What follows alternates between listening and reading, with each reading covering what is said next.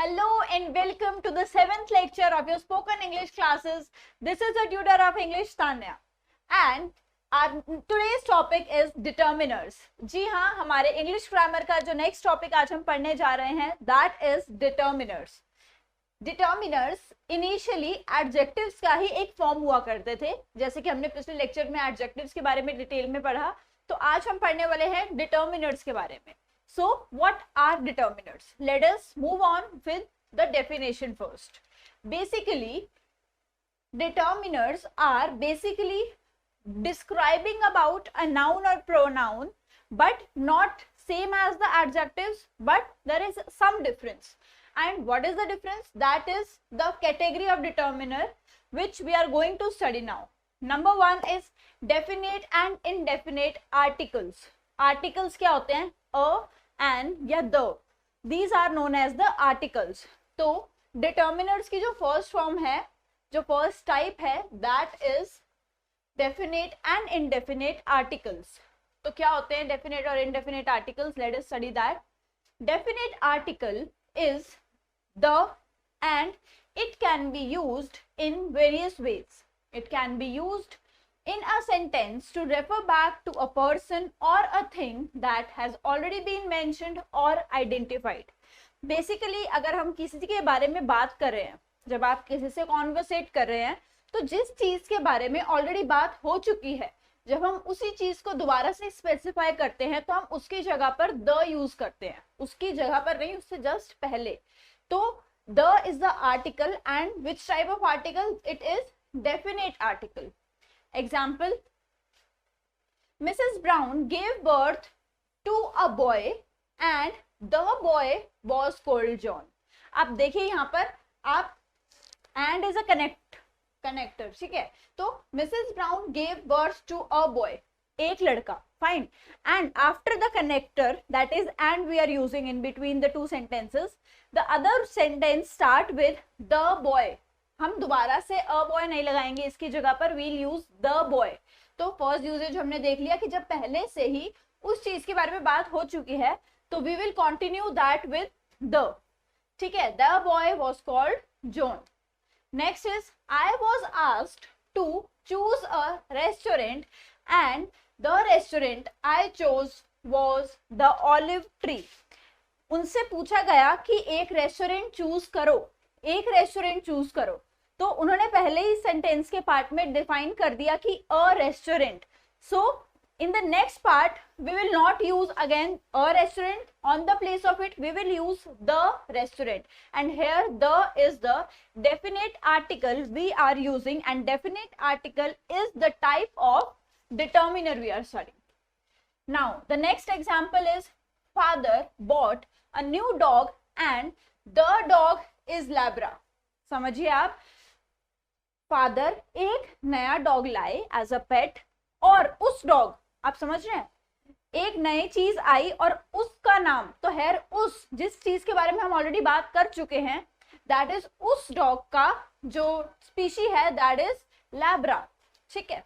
The definite article can also be used to identify someone और something as one of its kind. कोई भी ऐसी चीज होती है जो अपनी पूरी काइंड में सिर्फ एक होती है, वेरी यूनिक थिंग, उसके आगे भी हम definite article which is THE the का यूज करते हैं. कैसे? आप हमेशा देखते होंगे गॉड, गीता, बाइबल, तो ऐसी बहुत सारी चीजें हैं जो अपनी चीज में सबसे ज्यादा प्रेस्टिजियस, सबसे ज्यादा ऊंची मानी जाती है. तो उन जैसे the river Ganga, you never use a river Ganga, या फिर सिर्फ Ganga is nothing. It is a rule of English कि आप जो वन ऑफ इट्स काइंड चीजें होती हैं उनके आगे हमेशा द का यूज करते हैं. कैसे?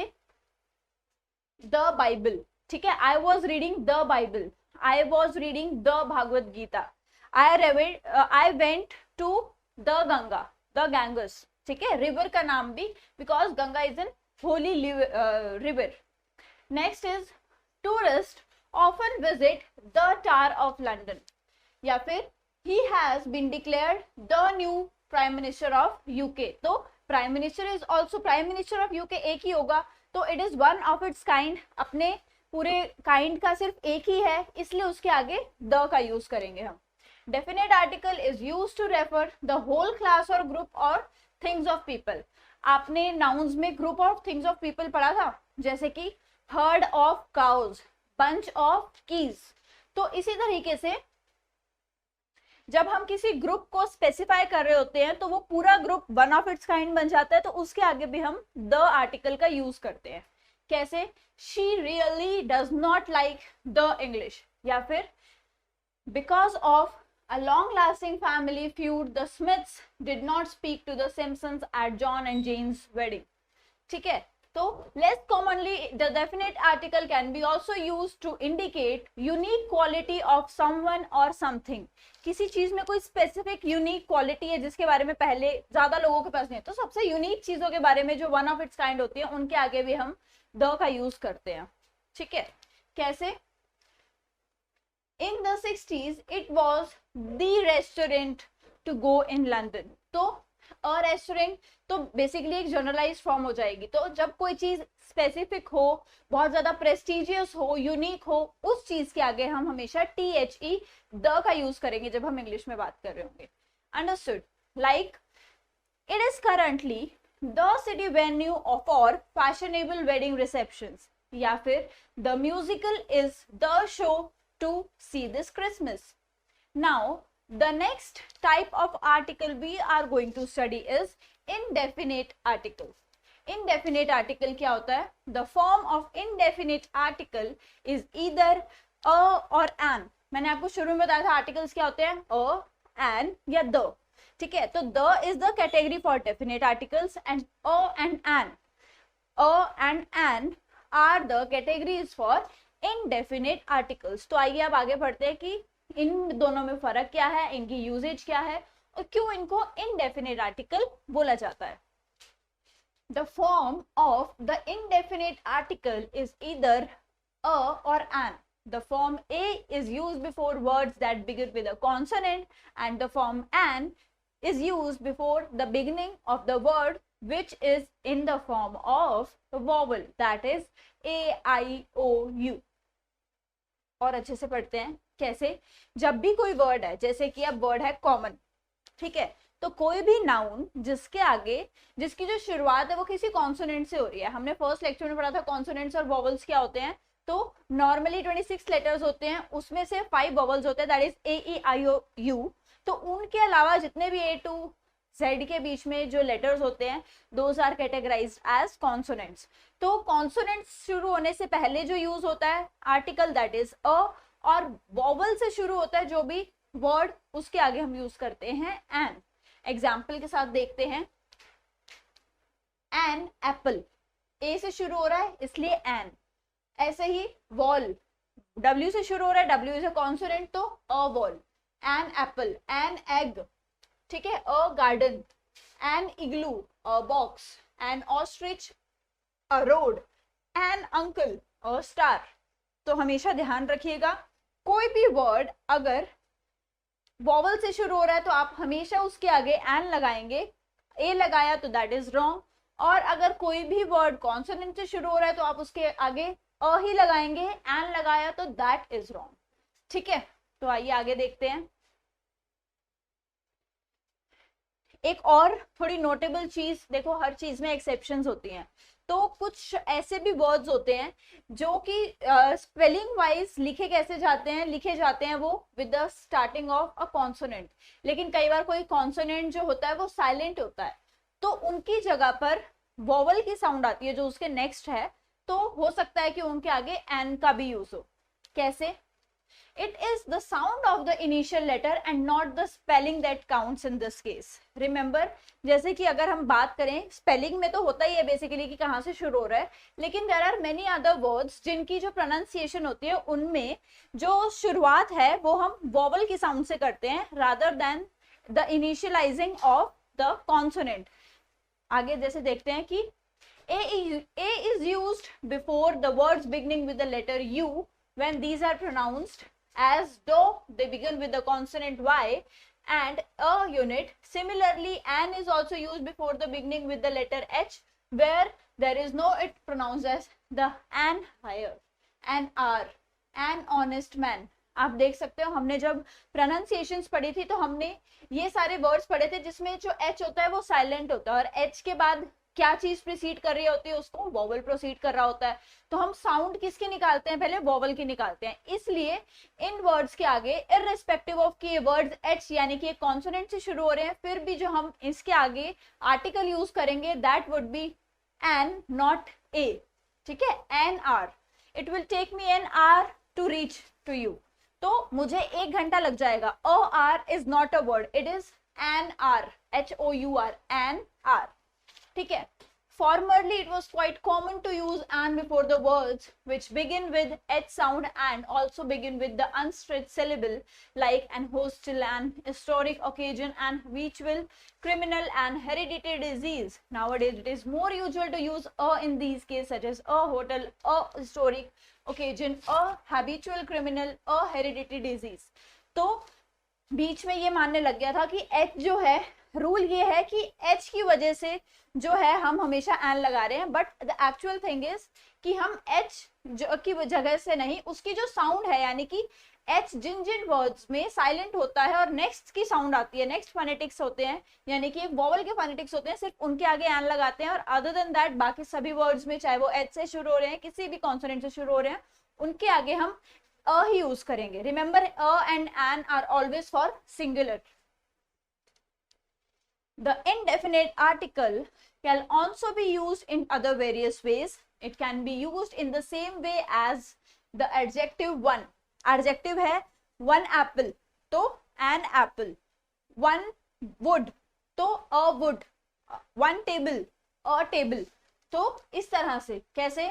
The town is exactly 1 mile away. तो 1 mile की जगह पर आप क्या यूज कर सकते हैं? A mile away. ऐसे ही we waited for an hour for the bus to come, या फिर a year ago we were happy but things have now changed. तो इन सब की जगह पर आप रिप्लेस करके देखिए, one is also making sense. कैसे? सिंगुलर तो है ही और एन, तो हम वन की जगह पर जहां हमने सिर्फ एक चीज को रेफर करना है उसकी जगह पर हम ए और an according to the starting और the pronunciation of the word भी यूज कर सकते हैं। कैसे? अ माइल अवे, एम अब कॉन्सोनेंट है तो हमने अ लगा दिया। आर में एच जो है वो साइलेंट है और नेक्स्ट जो वॉइस आ रही है वो ओ यानी कि एक वोवल की आ रही है, इसलिए हमने एन का यूज कर दिया। Next is a year ago we were happy but things have now changed. अब एक और नोटेबल चीज, एनबी बेसिकली मीन्स नोटेबल, ठीक है। If you wish to stress that you are referring to just one of something rather than several, you can use the pronunciation a to rhythm with the hey and in the wanted a biscuit, not a packet of them. It's okay to have a drink, but you will certainly not be fit to drive if you have to have a bottle of wine. तो basically जब आपने एक stress डालना होता है किसी चीज पे, please pass me the bottle of wine, the bottle of wine, please pass me a bottle of wine. तो आप थोड़ी लंबी साउंड भी ले सकते हैं, that is for the spoken English tip, ठीक है। The indefinite article is also used to refer to single out a specific person or thing.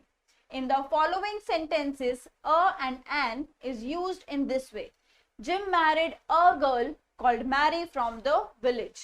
या फिर the family had a black cat called Sooty.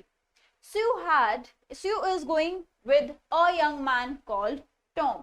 तो हम indefinite article का use किसी specific person और thing को point out करने के लिए भी करते हैं। Now the next is the indefinite article is also used with an indefinite meaning in the same way that any is. जैसे कि अभी हमने पढ़ा था कि हम वन की जगह पर भी अ या एन का यूज कर सकते हैं, तो अभी नेक्स्ट वर्ड है जिसके आगे हम ये यूज कर सकते हैं, दैट इज एनी।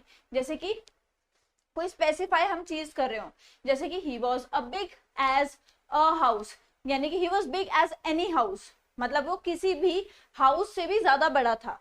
नॉर्मल उसको ही बता, तो किसी भी हाउस से भी ज्यादा बड़ा था कि जगह हमने रिप्लेस किसको कर दिया, अ को रिप्लेस कर दिया। ऐसे ही an island is a piece of land entirely surrounded by water. Island क्या होता है? आइलैंड एक पीस ऑफ लैंड होता है जिसके चारों तरफ पानी होता है, ठीक है। ISLAND इसकी जो प्रोनाउंसिएशन है that is never Iceland, it is island. S is always silent here, remember. The next is a pediatrician is a doctor who specializes in children's illness.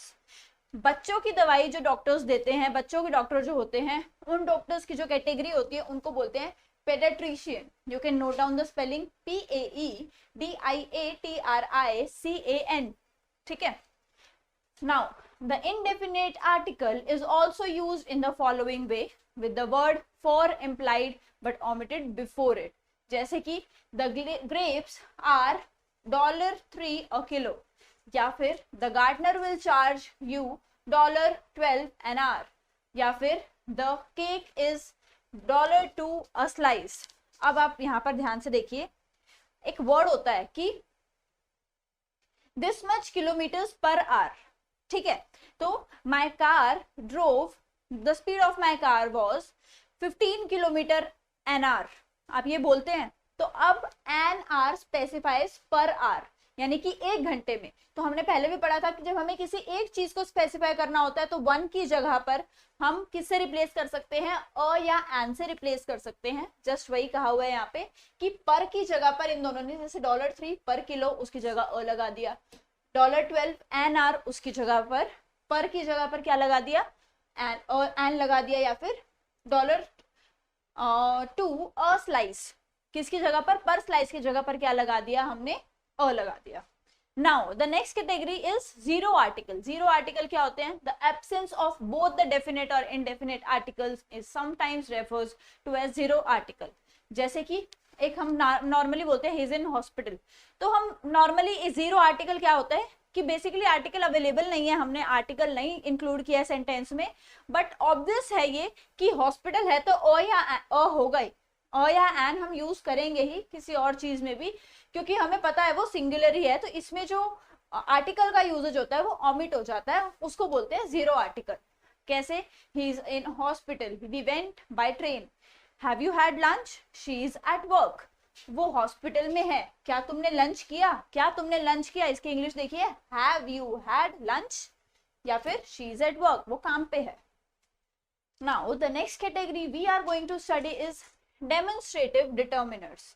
Demonstrative determiners का पहले नाम डेमोन्स्ट्रेटिव एडजेक्टिव्स था, but now with the changes and advancement in grammar, English grammar, हम डेमोन्स्ट्रेटिव डिटर्मिनर्स बोलते हैं जब हम किसी पर्टिकुलर नाउन को पॉइंट आउट कर रहे होते हैं. कैसे? Demonstrative determiners are this, that, these, those. जैसे कि these flowers, those girls, this book, that house. आपने अपने डेमोन्स्ट्रेटिव एडजेक्टिव्स में भी पढ़ा था कि अकॉर्डिंग टू द प्लेस, जब हमने नियरेस्ट चीज को कोई स्पेसिफाई करना है तो this, these according to singular and plural, या फिर दैट या those according to the far distance related to singular and plural. जैसे कि this cake is absolutely delicious. I do admire those flowers. I used to live in that house. या फिर these students are all taking the exam. I love this dress but I can't afford it.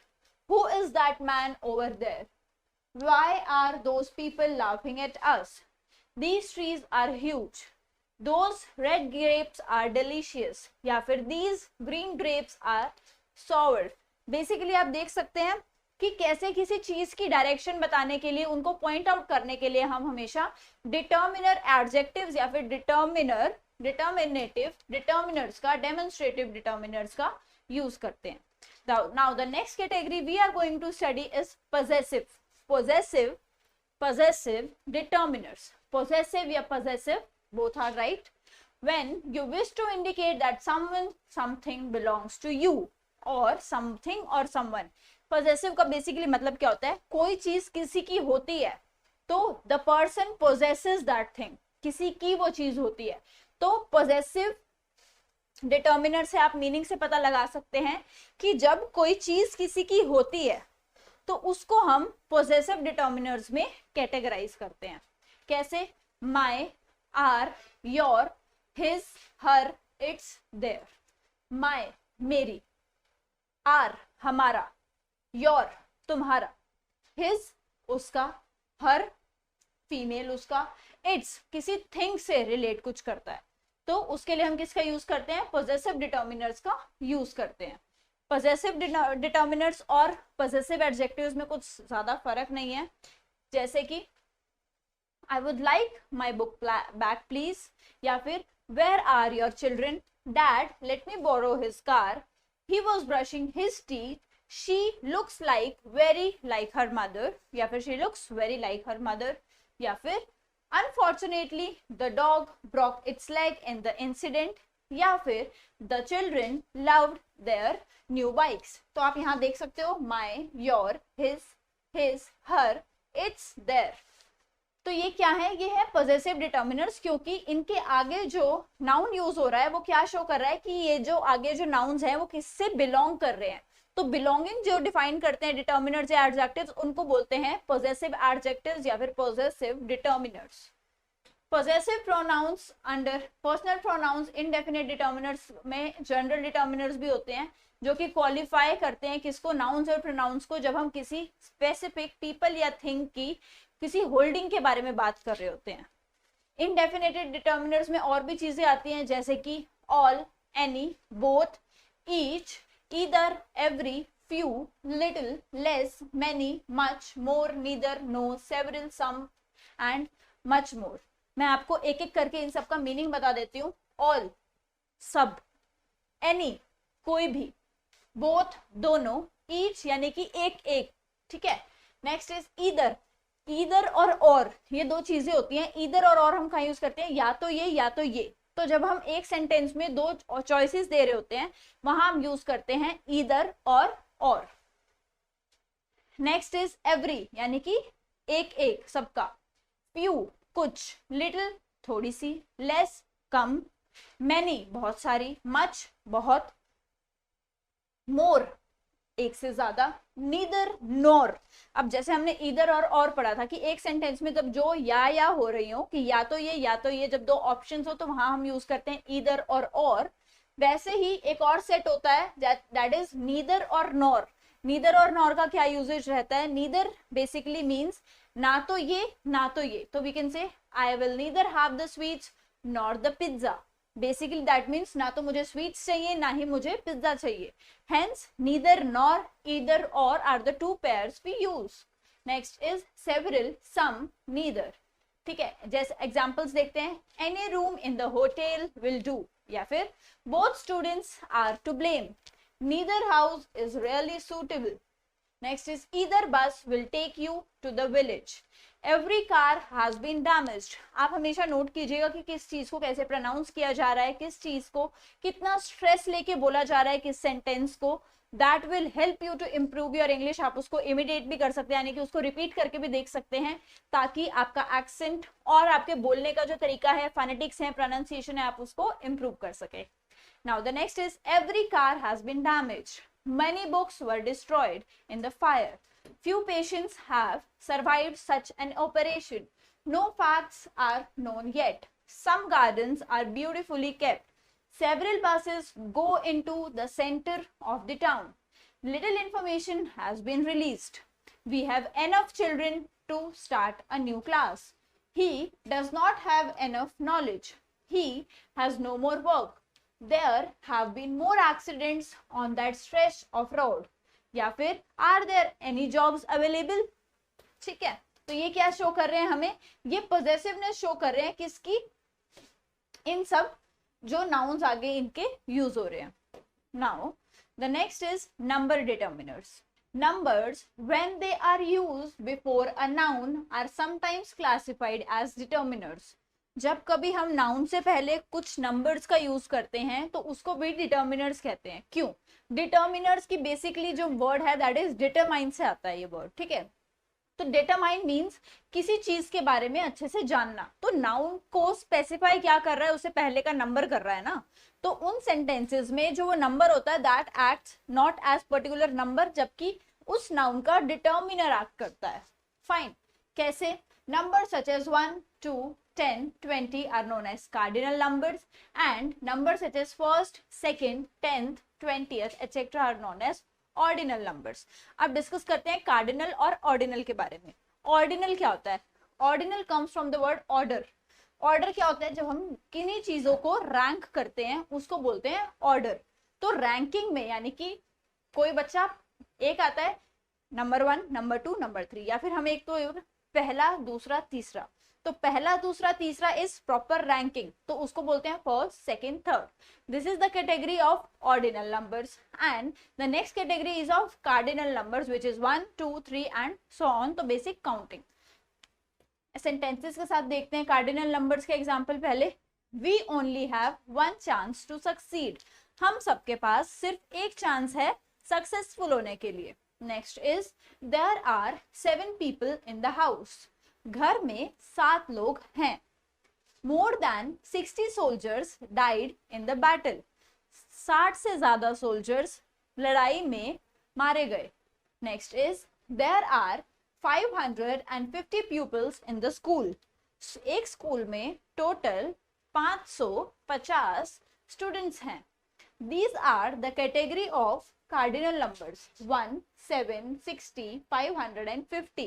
तो ये basically specific counting बता रहे हैं किसी चीज की, इसलिए these are known as cardinal numbers, cardinal number determiners।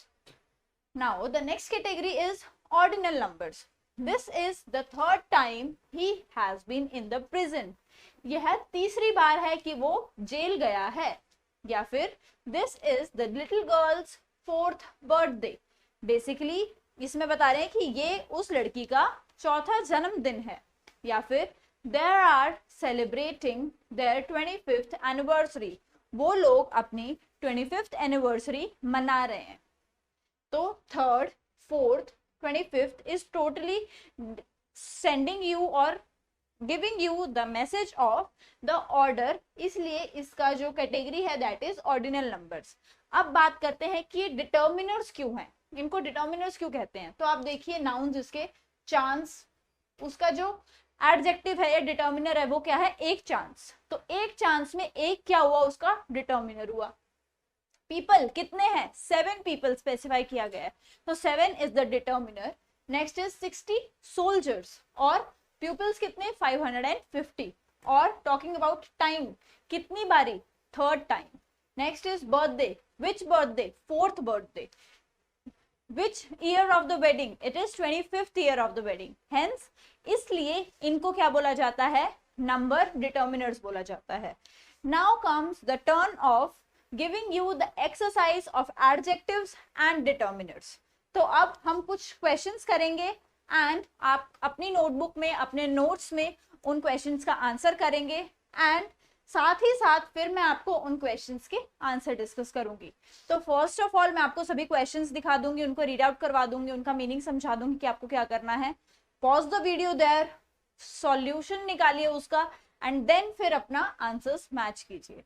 आइए सबसे पहला क्वेश्चन देखते हैं। Which of the underlined adjectives in the following sentences are attributive and which are predicative? तो हमने adjectives वाले में पढ़ा था attributive और predicative के बारे में। आप वापस से उस वीडियो पे जाइए अगर आपको याद नहीं है। attributive और predicative के एग्जाम्पल्स देखिए, उसकी डेफिनेशन देखिए, और फिर ये जो लिस्ट दी हुई है इसमें से आपको बताना है कि इनमें से कौन सा जो एडजेक्टिव्स है वो एट्रीब्यूटिव एडजेक्टिव है और कौन सा जो एडजेक्टिव है वो प्रेडिकेटिव एडजेक्टिव है।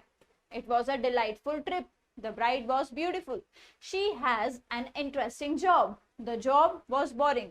उसने आपका एक काम तो आसान कर दिया, उसने अंडरलाइन कर दिया जितने भी एडजेक्टिव्स हैं। अब आपको बस स्पेसिफाई करना है इनमें से कि कौन सा एट्रीब्यूटिव है और कौन सा प्रेडिकेटिव है।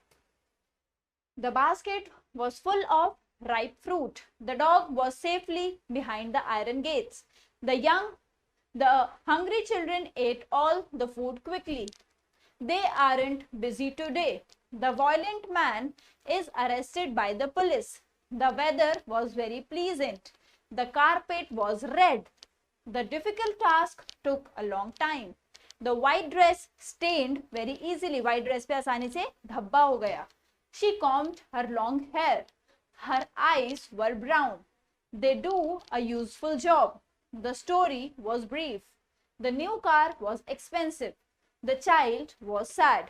तो आपको इन सभी अंडरलाइन जितने भी वर्ड्स हैं उसमें से बताना है कि इनमें से कौन सा एट्रीब्यूटिव है एंड कौन सा प्रेडिकेटिव है। Now the next category is write out the following sentences replacing the blanks with the appropriate prepositions. मैं आपको नॉर्मली बता देती हूँ प्रेपोजिशंस क्या होती हैं। जब नॉर्मल हम किसी नाउन की पोजीशन को डिफाइन करते हैं, जैसे कि in, on, up, down, directions बताते हैं स्पेसिफिकली, उसको हम प्रेपोजिशंस बोलते हैं। आई नो कि हम ये वाला लेक्चर नहीं कवर कर पाए हैं अभी तक, नेक्स्ट लेक्चर हमारा प्रेपोजिशंस का ही है, बट नॉर्मली एक आइडिया से देख लीजिएगा कि there was a garden but it was devoid flowers. बीच में आपको प्रेपोजिशन फिल करनी है। You can skip this question and जब आप प्रेपोजिशंस कर लें तो आप इसको कर सकते हैं cover. He is not at all good at administration. मैं आपको आंसर बता देती हूँ। Do you think that there are capable of such deceit? Some people are naturally resistant to the disease. The child is allergic dash dairy products. His symptoms are characteristic dash a neurological disorder. Such investments are fraught to risk. ठीक है, next अपने topic पे आता है जो आप लोग कर चुके हैं, that is write out the sentences which contain an emphatic adjective underlining the emphatic adjectives. अब पहले वाले क्वेश्चन में आपको एडजेक्टिव्स अंडरलाइन करके दे रखे थे, आपका काम क्या था, बस उन एडजेक्टिव्स का टाइप बताना। अब यहाँ पर इन सेंटेंसेस में आपको एडजेक्टिव्स पहले स्पॉट करना है कि कौन सा एडजेक्टिव है, एंड देन उनमें से एम्फेटिक एडजेक्टिव कौन सा है ये बताना है। ठीक है, अंडरलाइन करना है उन सभी एम्फेटिक एडजेक्टिव्स को। सभी इनमें जो भी एडजेक्टिव्स यूज है उनका टाइप एम्फेटिक ही है। She is an absolute idiot to trust that man. Next is she gave the right answer. The whole evening was total success. It was a true story. The end of school play was a positive triumph for the drama department. या फिर she gave a positive response to his queries. या फिर the situation was a complete disaster. The prince requires his bride to be virtuous and pure. He must be a utter maniac to do such a thing. अब the next question is write out those of the following sentences which contain an adjective and underline those adjectives. पहले तो आपको ये find out करना है कि कौन से जो सेंटेंसेस है उनमें एडजेक्टिव है, और अगर एडजेक्टिव है तो वो क्या है। He ran fast but failed to win the race. The early flight leaves at 7 a.m. If you arrive late, you will not be allowed into the concert. It was a fast race and several of the runners did not finish. There's a late bus that leaves at midnight. We got there early for an appointment. इन सब में आपको पहले तो adjective वाले जो sentences हैं उनको spot करना है, फिर वो एडजेक्टिव्स क्या हैं वो बताने हैं अपने आंसर में। The next question is write out the following sentences inserting each blank the comparative form of the adjective given in the bold brackets. अब आपको ये एडजेक्टिव गिवन है, आपको क्या करना है, इनका कंपैरेटिव फॉर्म करना है। याद है हमने कंपैरेटिव और सुपरलेटिव डिग्रीज पढ़ी थी कि जब दो चीजों को कंपेयर करते हैं तो कंपैरेटिव डालते हैं, और दो से ज्यादा चीजों को ज्यादा अमाउंट में कंपैरिजन होता है तो उसको सुपरलेटिव डिग्री में कंपेयर करते हैं उन एडजेक्टिव्स को।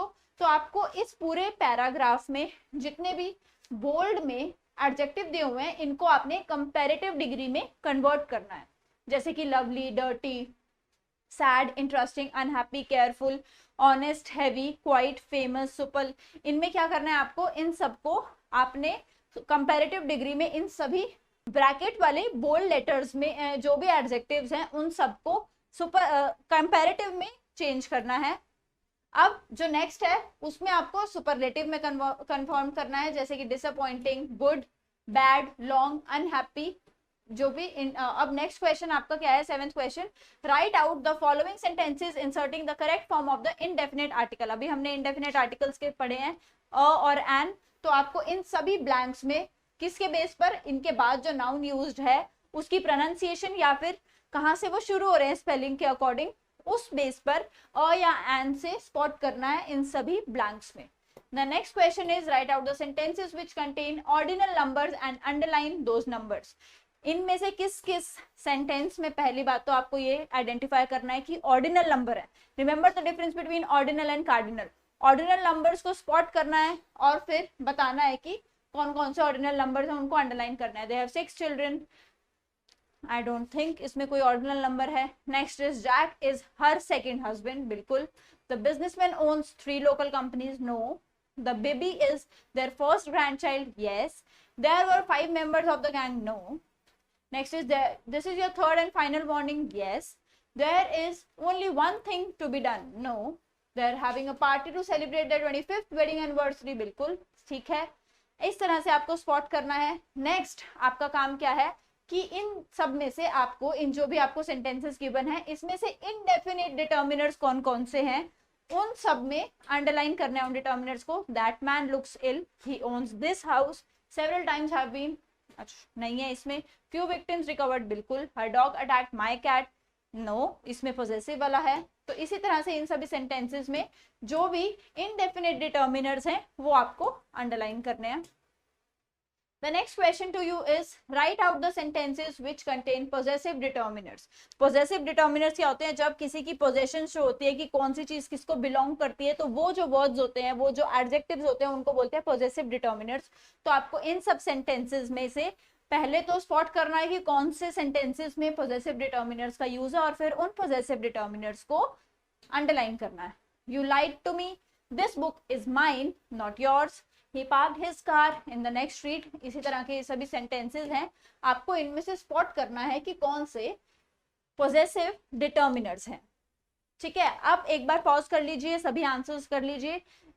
नेक्स्ट मैं आपको अब आंसर शो करने वाली हूँ कि कौन से जो ऊपर हमने 10 क्वेश्चंस पढ़े हैं इनके आंसर्स क्या हैं। उनमें से एक प्रेपोजिशन वाला था, उसको हम एक बार के लिए स्किप कर देंगे। So here are the answers to the questions you just attempted. Answer number 1, आपको ये स्पॉट करना था कि इन जो भी सेंटेंसेस आपको गिवन थे उसमें से एट्रीब्यूटिव एडजेक्टिव्स कौन से थे और प्रेडिकेटिव एडजेक्टिव्स कौन से थे।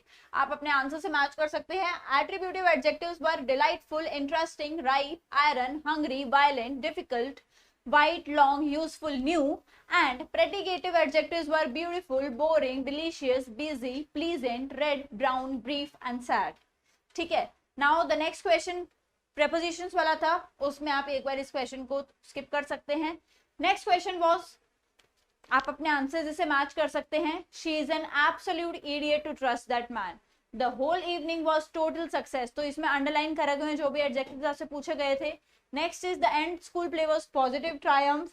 ठीक है, नाउ द नेक्स्ट इज, आपको बताना था कि इनमें से एडजेक्टिव्स को अंडरलाइन करना था, स्पॉट करना था पहले कौन से एडजेक्टिव्स अवेलेबल हैं और फिर उन एडजेक्टिव्स को अंडरलाइन करना था। तो adjectives used were early, fast and let. Now the next question was कि आपको जो एडजेक्टिव्स एक पूरे पैराग्राफ में गिवन थे उन सब में उनको जो ब्रैकेट में थे उनकी कंपैरेटिव फॉर्म लिखनी थी। डर्टी की क्या कंपैरेटिव फॉर्म रहेगी? That is dirtier. इंटरेस्टिंग की क्या कंपैरेटिव फॉर्म रहेगी? That is more interesting. Next is sad, sadder, unhappy, unhappier, careful, more careful, honest, more honest, heavy, heavier. Next is famous, more famous, quite, quieter, er या फिर more लग जाता है जब भी हम उसको एक एडजेक्टिव को किसी की भी तो उसकी कंपैरेटिव डिग्री में चेंज करते हैं। अब नेक्स्ट हमारा क्वेश्चन था कि जो भी हमें एडजेक्टिव्स गिवन है उसको हमने सुपरलेटिव में चेंज करना था। तो क्या होंगी उसकी superlative? Disappointing, most disappointing. Next is good birthday, best birthday, beautiful, most beautiful, bad, worst. Bad की क्या होती है? Bad, worse, worst. Next is lovely, loveliest, long, longest, unhappy, unhappiest. ठीक है, नाउ द नेक्स्ट वाज कि आपको indefinite articles बताने हैं कि उन ब्लैंक्स में कौन कौन से लग सकते हैं अकॉर्डिंग टू द प्रोनाउंसिएशन। जैसे हमने आज ही पढ़ा कि प्रोनाउंसिएशन के अकॉर्डिंग कि भाई वो कहाँ से शुरू हो रहा है नेक्स्ट वर्ड, या फिर अगर वो कॉन्सोनेंट से शुरू हो रहा है तो अ, अगर वो वोवेल से शुरू हो रहा है तो एन, और ये हमेशा सिंगुलर में रहेगा। तो a mile, an hour, a wall, an apple, a box, an igloo, या फिर a star, an ostrich, a heredity, या फिर a unit, and unit. Next is आपको ये बताना था कि इनमें से कौन कौन से जो हैं वो हमारे ऑर्डिनल डिटर्मिनर्स हैं। तो ऑर्डिनल यानी कि जब ऑर्डर बता रहे हैं, रैंकिंग बता रहे हैं, तो हमने पहले तो स्पॉट कर लिए कौन कौन से सेंटेंसेस में ऑर्डिनल एडजेक्टिव्स इंक्लूडेड हैं। फिर उनको ऑर्डिनल एडजेक्टिव्स हैं क्या, उन सबको अंडरलाइन कर लिया, which are second, first, third, 25th, 7th। आप देख रहे होंगे नॉर्मली नंबर के आगे th लग जाता है तो that converts it into ordinal adjectives या डिटर्मिनर्स, या फिर 19th या 90th या फिर 3rd। ठीक है, नेक्स्ट इज कि आपको क्या बताना था, आपको बताना था कि इन सब में से 9th क्वेश्चन क्या था हमारा, इन सब में से इनडेफिनेट डिटर्मिनर्स कौन कौन से हैं?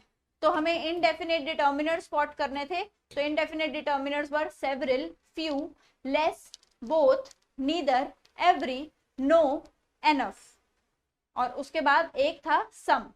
नेक्स्ट वॉज कि हमें ये बताना है कि उनमें से पॉजेसिव डिटर्मिनर्स कौन कौन से थे। तो his car, her children, their flat, our rose garden, their assistance, your experience, या फिर his attitude, his colleagues, her neglect of her children। तो ये क्या है? पॉजेसिव डिटर्मिनर्स है, यानी कि वो किसी की पॉजेसिवनेस या फिर बिलोंगिंग दिखा रहे हैं कि किसका।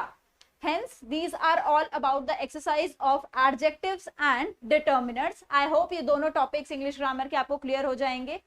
नेक्स्ट हम लेक्चर में पढ़ने वाले हैं सबसे पहले तो प्रेपोजिशंस, और ऐसे ही आगे आने वाले लेक्चर्स में हम डिफरेंट ग्रामर के टॉपिक्स कवर करते जाएंगे ताकि आप अच्छे से इंग्लिश सेंटेंसेस को करेक्टली फॉर्म कर सकें। Thank you and happy learning.